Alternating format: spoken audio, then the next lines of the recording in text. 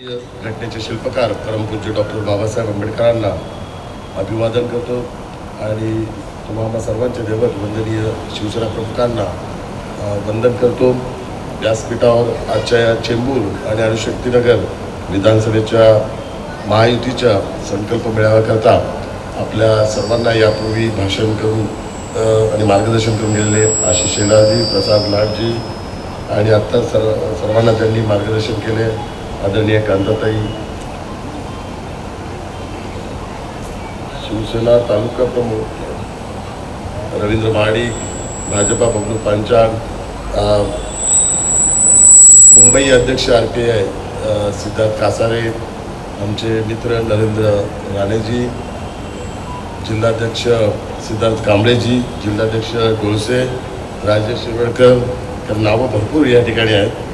तर व्यासपीठावर सर्व मान्यवर सर्वांनी समजून घ्यावं आणि समोर पण बसलेले सर्व शिवसेना, भारतीय जनता पार्टी, राष्ट्रवादी आणि RPIचे सर्व मान्यवर पदाधिकारी, सर्वप्रथम मी तुमच्या सर्वांचं मनपूर्वक स्वागत करतो आणि मनपूर्वक आभारी मानतो। आज या प्रचंड संख्येने आपण या ठिकाणी शिवसेना, भाजपा, राष्ट्रवादी, RPIच्या आणि इतर आपले जे घटक पक्ष आहेत त्या महायुतीच्या मेळाव्यासाठी आपण एवढ्या संख्येने या ठिकाणी उपस्थित राहिलात त्याबद्दल महायुतीचा उमेदवार म्हणून आपल्या सर्वांचं मी मनपूर्वक आभार मानतो आणि आपली उपस्थिती ही दर्शवते की हा विजय हा आपला नक्की आहे आणि तो किती मताधिक्याने होईल याचा उल्लेख प्रत्येक अखंड महाराष्ट्राचा आराध्य दैवत शिव छत्रपती शिवाजी महाराज की जय, भवानी जय शिवाजी। अखंड हिंदुस्थानचे कैवारी प्रबोधनकार सुपुत्र देव देश धर्म मराठी मनाचे मानबिंदू हिंदू अस्मितेचे शिरोमणी हिंदुस्थानचे एकमेव हिंदू हृदय सम्राट शिवसेना प्रमुख श्रीमान बाळासाहेब ठाकरे यांचा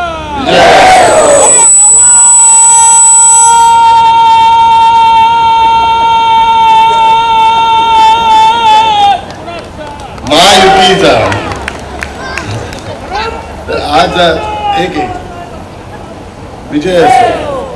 तर आज या निवडणुकीच्या पूर्व तयारी करता एक संकल्प करण्याकरता आपण सर्व महायुतीचे सर्व पदाधिकारी या ठिकाणी उपस्थित आहोत आणि दक्षिण मध्य लोकसभा मतदारसंघात जो 2014ला आपल्याला विजय प्राप्त झाला, 2019ला आपल्याला विजय प्राप्त झाला आणि महायुतीचा उमेदवार म्हणून मला खासदार पदाची जी संधी मिळाली, जो बहुमान मिळाला, त्या यशाचे आपण भागीदार, साक्षीदार पण आहेत। त्यामुळे जी बसलेली समोरची टीम आहे ती माझ्या यशाची टीम आहे। यशस्वी जे मला यश मिळाले त्याची ती संपूर्ण टीम आहे। कारण आपण सर्वजण 2014ला 2019ला व्यासपीठावरील पण सर्व नेते सगळे आमचे सर्वजण 2014 आणि 2019च्या निवडणुकीत माझ्यासोबत होते आणि तुमच्या सर्वांच्या आशीर्वाद आणि सहकार्यामुळेच मला ते यश प्राप्त झालं हे मी नेहमीच अभिमानाने त्या गोष्टीचा उल्लेख करतो। आज या व्यासपीठावर सर्वप्रथम भारताचे पंतप्रधान आदरणीय नरेंद्र मोदीजी आणि भारताचे गृहमंत्री आदरणीय अमित शहाजी, महाराष्ट्र राज्याचे उपमुख्यमंत्री आदरणीय देवेंद्र फडणवीसजी, शिवसेनेचे मुख्य नेते आणि महाराष्ट्र राज्याचे मुख्यमंत्री आदरणीय एकनाथ शिंदे साहेब, महाराष्ट्र राज्याचे उपमुख्यमंत्री आणि राष्ट्रवादीचे अध्यक्ष आदरणीय Ajitdada Pawar, Republican party of इंडियाचे राष्ट्रीय अध्यक्ष आमचे नेते मार्गदर्शक आदरणीय रामदास आठवले साहेब, या चौघांचं मी मनपूर्वक आणि सर्व वरिष्ठ नेत्यांचं मी मनपूर्वक आभार मानतो की मला पुन्हा तिसऱ्यांदा दक्षिण मध्य लोकसभा मतदारसंघावर महायुतीचा झेंडा फडकवण्याकरता संधी दिली, त्याकरता त्यांचं मनपूर्वक आभार मानतो आणि आपल्या सर्वांच्या आशीर्वाद आणि सहकार्याने तो विजय प्राप्त होईल हा मला संपूर्णतः आजच्या उपस्थितीने संपूर्ण विश्वास आहे। दक्षिण मध्य लोकसभा मतदारसंघात 6 विधानसभा येतात आणि हा खऱ्या अर्थाने एक वेगळा मतदारसंघ याकरताच आहे की यातले 4 मतदारसंघ शहरात येतात आणि 2 मतदारसंघ उपनगरात येतात। जे 2 मतदारसंघ उपनगरात येतात ते यापूर्वी ईशान्य मुंबईमध्ये मोडले जायचे आणि सुरेश गंभीर साहेब ज्यावेळी निवडणूक लढवली तेव्हापासून हा मतदारसंघ हे 2 विधानसभा दक्षिण मध्य मतदारसंघामध्ये जॉईन झाले आणि या दोन्ही विधानसभा यांची भूमिका या मतदारसंघात अत्यंत महत्त्वाची आहे। कारण दक्षिण मध्य जो पहिला मतदारसंघ होता त्या मतदारसंघात सरांपासून कित्येक जण त्या ठिकाणी खासदार पदाचा त्यांना बहुमान मिळालेला आहे, पण तो वेगळा एक मतदारसंघ होता. आणि ईशान्य मुंबईत ज्यावेळी या दोन्ही विधानसभेची जी भूमिका आहे ती प्रत्येक वेळी वेगळी भूमिका असायची आणि आपल्या महायुतीला लीड मिळण्याकरता खूप या ठिकाणी कसोटीचे प्रयत्न करावे लागायचे. परंतु जेव्हापासून 2014 आणि 2019ला हा मतदारसंघ दक्षिण मध्य लोकसभा मतदारसंघाला हे दोन्ही विधानसभा जॉईन झाले आणि आपल्या सर्वांच्या महायुतीच्या सर्व कार्यकर्त्यांच्या मेहनतीमुळे दोन्ही अणुशक्तीनगर आणि चेंबूरमध्ये सर्वात जास्त लीड तर करायला दादरपासून मिळतो, पण लीड मिळायचं जी परंपरा आहे ती परंपरा चालू झाली आणि दोन्ही वेळा आपल्याला लीड मिळाला. त्यामुळे ह्या मतदारसंघाचं या निवडणुकीत खूप महत्त्वाची भूमिका आहे. कारण यापूर्वी जे आपले विरोधी उमेदवार होते आदरणीय एकनाथ गायकवाड साहेब, ते त्यांना ज्यावेळी 2 वेळा खासदार पदाचा बहुमान मिळाला त्यावेळी अणुशक्तीनगर आणि चेंबूरची भूमिका ही अत्यंत महत्त्वाची होती. धारावी तर त्यांचा पूर्वापार आमदारकीचा मतदारसंघ असल्या कारणामुळे त्या ठिकाणी त्यांना लीड मिळत होता, पण चेंबूर आणि अणुशक्तीनगरमध्ये महायुतीच्या उमेदवारांना त्यावेळी लीडच मिळत नव्हता आणि सर्वात जास्त नुकसान या दोन्ही मतदारसंघात त्यावेळी व्हायचं. परंतु ती परंपरा सगळी आपण मोडीत काढली आणि 2014 आणि 19ला या ठिकाणी दोन्ही मतदारसंघात जो लीड मिळाला त्याच्यामुळे खऱ्या अर्थाने दक्षिण मध्य लोकसभा मतदारसंघावर जे आपल्याला यश प्राप्त झालेलं आहे त्याच्यात खूप महत्त्वाची भूमिका या दोन्ही मतदारसंघाने केलेली आहे. त्यामुळे इथे उपस्थित असलेल्या प्रत्येक पदाधिकाऱ्यावर ही मोठी जबाबदारी आहे की चेंबूर आणि अणुशक्तीनगर विधानसभा ही एक निर्णायक भूमिका या निवडणुकीत त्यांची ठरू शकते. लीड किती द्यायचा आणि विजय कसा प्राप्त करायचा याच्यात सिंहाची आणि महत्त्वाची भूमिका या दोन्ही मतदारसंघावर आहे आणि त्यामुळे या पदाधिकाऱ्यांवर आपल्या मोठी जबाबदारी आणि मला संपूर्णतः विश्वास आहे. त्या पदाधिकाऱ्यांना काय निवडणूक नवीन नाही, यापूर्वीच्या सर्व निवडणुका आपण लढल्या जिंकल्या आहोत. त्यामुळे ह्या जिंकलेल्या पदाधिकाऱ्यांच्या वर माझा संपूर्णतः विश्वास आहे आणि मी नेहमीच या गोष्टीचा उल्लेख करतो की संपूर्ण मुंबई शहरातलं वातावरण लोकसभेच्या निवडणुकीचं बघता तर आपल्या दक्षिण मध्य लोकसभा मतदारसंघात खूप एक चांगलं वातावरण आहे आणि या ठिकाणी खेळीमेळीचं वातावरण आहे, उत्साहाचं वातावरण आहे आणि तुमचा उत्साह पदाधिकाऱ्यांचा बघून तुमच्या उत्साहामुळे मतदारांमध्ये पण आता उत्साह निर्माण झालेला आहे आणि ज्या ज्या ठिकाणी तुमच्यासोबत मी जातोय मतदारांचा उत्साहाने मला प्रतिसाद मिळतोय तो केवळ तुमच्यामुळे, कारण तुमच्या मेहनतीमुळे तुमच्या प्रचारामुळे आणि तुमची एक फेस व्हॅल्यू आहे त्याच्यामुळे हा एक उदंड प्रतिसाद मला मिळतोय. म्हणून पण आपल्या सर्वांचं मी धन्यवाद मानतोय.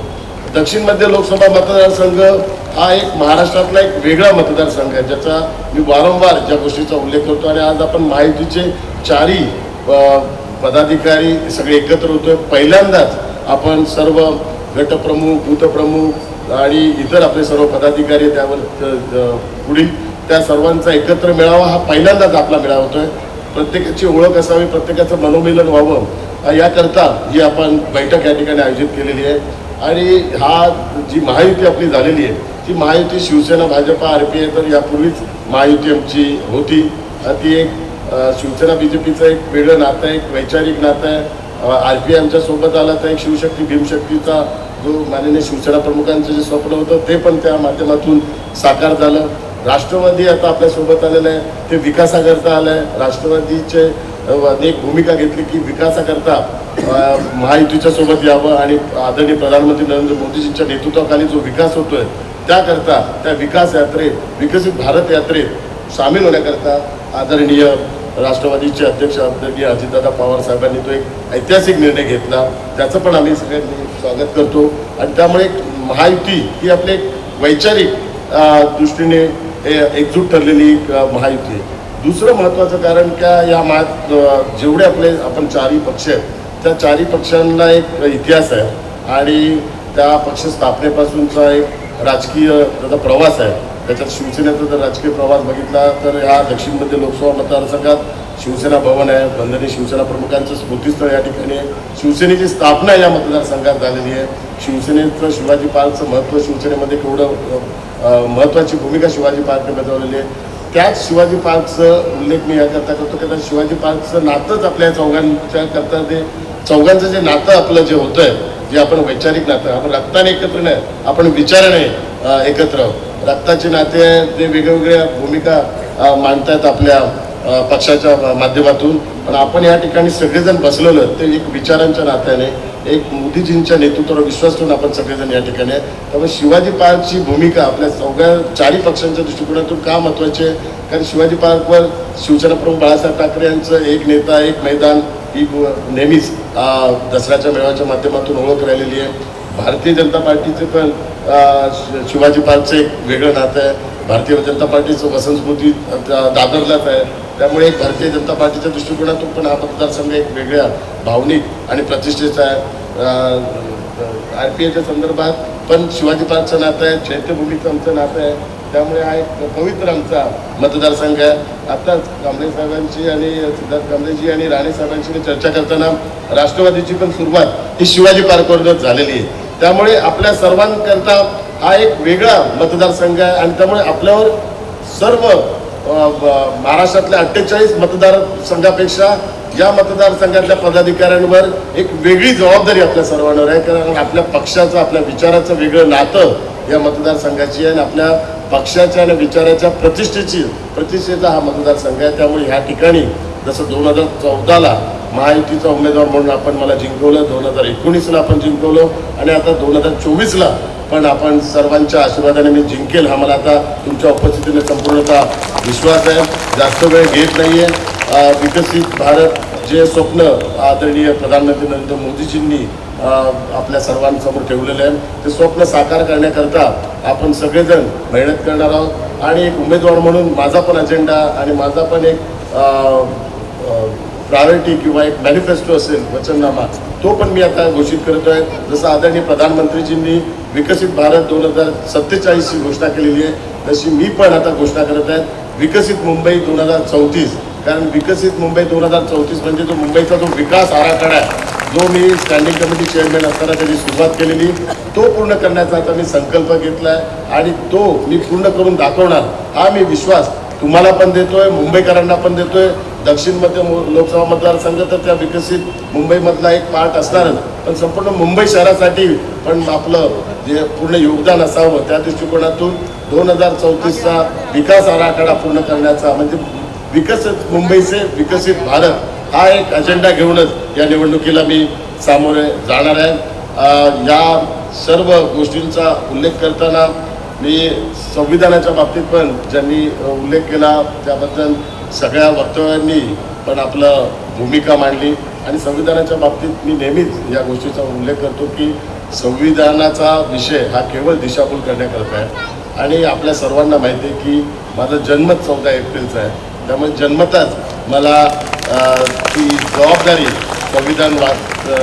संविधानाचं रक्षण करण्याची जबाबदारी मला मिळालेली आहे आणि मी स्वतःला भाग्यवान समजतो की 14 एप्रिलचा जन्म असल्या कारणामुळे परमपूज्य डॉक्टर बाबासाहेब आंबेडकरांच्या जन्मदिवशी माझा जन्म झाला.